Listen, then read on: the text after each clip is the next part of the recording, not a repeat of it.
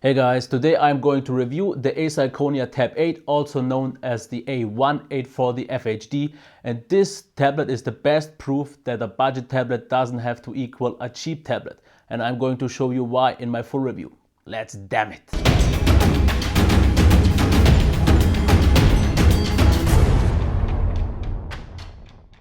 Let's take a look at the design and the build quality and start with the buttons and ports first. On the right hand side we have the volume rocker, power button. At the top we have micro USB, micro HDMI, the microphone, headphone jack. On the right hand side there's nothing but the micro SD card slot. At the bottom we have the speakers. Here we have a camera at the back and here we have the one on the front. In terms of materials it is quite nice. We have aluminum at the back. It has a little bit of give, as you can maybe hear, same as the Nexus 9, but it's not as bad.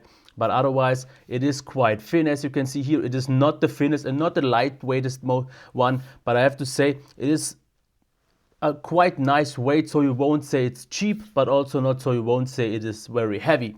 All the curves are nice. We have a small lip around the display here, which you can feel, but it feels quite nice. The bezels are also very nicely sized, I would say.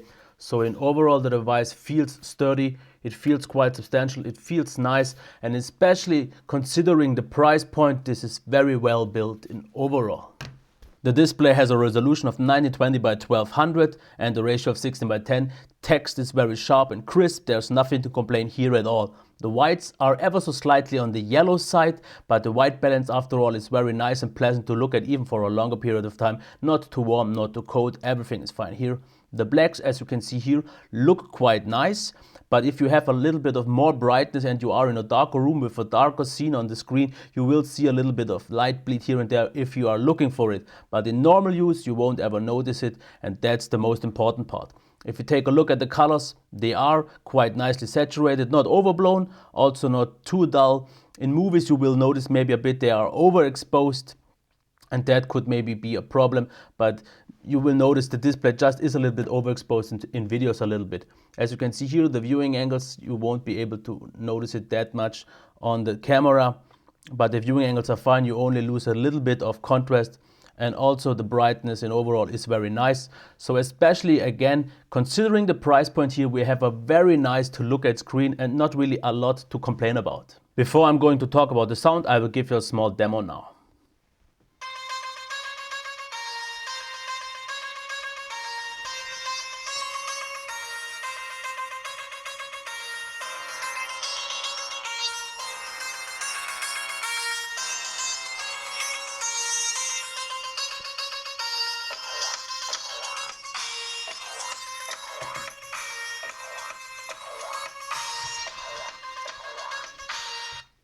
So as you can already maybe notice, it is at the back and it is at the bottom, but the blocking actually itself isn't that bad, as you maybe heard. Of course, the reflection, as you can maybe saw, if it was lying flat on the table, it was a little bit muffled. Once it could reflect a bit more, the sound was better. But about the other qualities, the maximum volume is very low, I would say. I was wishing a lot of times for more. There is almost no bass, almost no mids, and mostly just highs. So in overall the sound isn't really good, and definitely the weakest part here, I'm not satisfied. The speaker positioning itself isn't even that bad. Of course, backfiring is never good, but the overall experience is really mediocre. Let's tackle the performance now, which in my opinion is a real highlight here of this tablet, because as you can see here, this is in the browser, extremely super smooth, and I will record this video in 50 frames per second just so you can grab how smooth it actually is. I'm really impressed by this scrolling, and it is everywhere that smooth. If you see Phoenix, for example, also super smooth. If we go into Amber, the same thing here once again.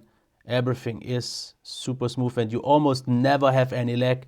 And even G+, which you know is a resource hog, even that runs super fine. And besides of maybe some lollipop devices, you won't see it any faster. And one good thing here as well, as you can see here, the app access times are very fast. It is very responsive, even if you use the recent tasks. And also PDF rendering works also very nice. You need a little bit of time for rendering sometimes, but if you give the PDF a little bit of time to pre-render, it will be smooth, as you can see here. It does resharpen once in a while, but otherwise app access times absolutely great. Smooth performance, very zippy, very snappy. As for the games, the things are a little bit different. We have the Intel chipsets, which isn't the same as all the ARM processors. So you will notice a difference because the games aren't as optimized. Some games look a little bit odd, they aren't as sharp, they use a little bit of different textures, and the performance is not completely top-notch level. I would say 85-90% of what the best can deliver. Maybe Snapdragon 800 performance, but in overall still the games are playable, no problem here at all. And as I said, the device snappy, zippy, fast, responsive and super smooth. Let's take a closer look at the battery now. A full charge needs 2.5 hours. That is quite nice for a tablet, absolutely fine, but the battery life itself is not so great. If you see here, that's just one example. I used up 96%, got about 18 hours of use and 4.5 hours of screen on time. That is not really impressive and even one of my better results, because usually I got only 4 hours. If you do maybe less extensive stuff, you get maybe 5 hours. And one thing I noticed, the more you actually use the device, the faster the battery will drain, because it uses always turbo mode, where it clocks the volume and the CPU frequency higher. If you watch more videos though, where the CPU doesn't have to go into turbo mode, the battery will last longer. I can't really say how much it would actually use, because a mixed usage, like I said, expect something about 4.5 hours, maybe 5 hours if you have luck. If you play games, the battery will go down really quick. So if that's okay for you, in overall it is not bad enough, so I would really make it a deal breaker because of the other qualities, but I am a little bit disappointed after all. So what about the software? We are running Android 4.4.2 and the good thing here is it is mostly kept to just being stock. As you can see here, this has everything, a lot of stock feel. They only did a few little design changes, added a few little things like enhanced video and also Acer Touch Wake, which gives you some options if the device is turned off. You see here you have a 5-finger gesture which opens an app or everything you want to, and a 2-thumb gesture. 2-thumb would be this to open into the home screen, and 5-finger would be this, which right now in my case opens right into the browser. You can adjust this as you want, and I think it's a quite nice thing. It's not really double tap to wake, but it is customizable, so everything is fine here. Otherwise, most of the things have been kept stock, and that is good. You don't get anything fancy, you don't get anything performance hindering, but you get all you would expect to get from a nice stock Android device. So in terms of software, I'm actually happy, but I also don't know how well exactly the support will be. Will it get Lollipop? Because this should be crucial. It doesn't really need Lollipop in terms of performance, but it would definitely be a nice thing to see. And just real quick for the XDA qualities or for the support, we have root support, and that's pretty much everything so far. If root and stock feel is enough for you, then it should be fine, but don't expect any custom ROMs for here to disappear, because this device just won't sell enough to get the developer's attention. But otherwise, still very great. I think I've covered all I wanted to say well enough, so let's get to the recap. In terms of the design and the build quality, I'm absolutely pleased. For a sub $200 device, it feels very substantial, very well built, very well designed, so there's nothing to complain here at all. Same goes for the display. It is very vibrant, very vivid, has a nice white, is very sharp, and there's not really anything to complain here. One thing I have to complain though about is the sound. The maximum volume isn't good, the tonal balance isn't good, so it doesn't do just more than give you the sound, not really in a pleasant way, but it gets the job done barely. One thing though that is extremely surprisingly well done is the performance. For a sub $200 device, I never expected something like that. It is smoother and snappier than most other devices out there right now. It is definitely way more snappy than a Nexus 9. Maybe not as smooth due to not having Lollipop yet, but once it will have that, I think it will pass a lot of future devices right now, because the Intel chipset does a really good job. It never bogs down, maybe due to the power mode and the turbo mode it uses. It also drains more battery, and that's one thing I'm also not that happy, because the battery life itself isn't the best. I got about 4.5 hours out of use, screen on time out of it, and that is really not so good. It should get you through a normal day, and once usually my honeymoon phase is over, I don't use the device more than 4 hours a day, so it should be fine. But if you are a heavy user, you should maybe consider something else, because this is still a big hindrance.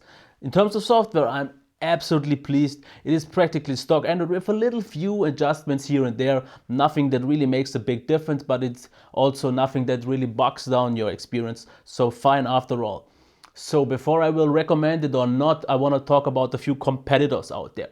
There is the Lenovo S8 that isn't really out here yet, so I can't really say, but it has the same internals, so it could get a pretty close competitor, maybe with a bit better build quality and so on, but in terms of price, it's pretty much the same device out here.